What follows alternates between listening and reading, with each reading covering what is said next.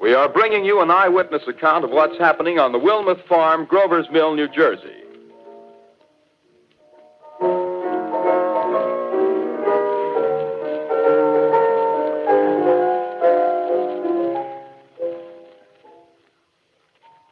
We now return you to Carl Phillips at Grover's Mill.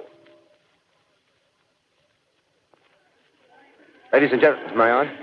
Ladies and gentlemen, here I am, back of a stone wall that adjoins Mr. Wilmuth's garden.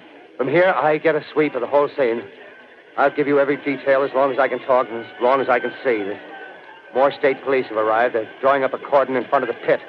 About 30 of them. No need to push the crowd back now. They're willing to keep their distance. The captain's conferring with someone. Can't quite see who. Oh, yes, I believe it's Professor Pearson. Yes, it is. Now they've parted, and the professor moves around one side, studying the object while the captain and two policemen advance with something in their hands. I can see it now. It's a white handkerchief tied to a pole. Flag of truce. If those preachers know what that means, what anything means.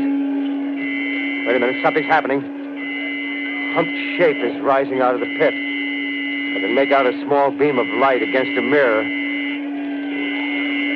What's that?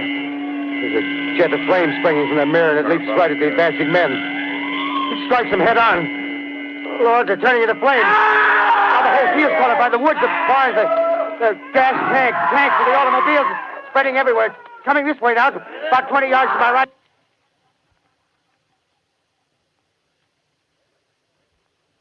Ladies and gentlemen, due to circumstances beyond our control, we are unable to continue the broadcast from Grover's Mill. Evidently, there's some difficulty with our field transmission. However, we will return to that point at the earliest opportunity. In the meantime, we have a late bulletin from San Diego, California.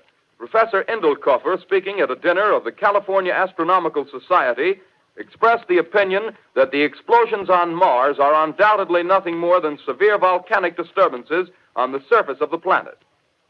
We continue now with our piano interlude.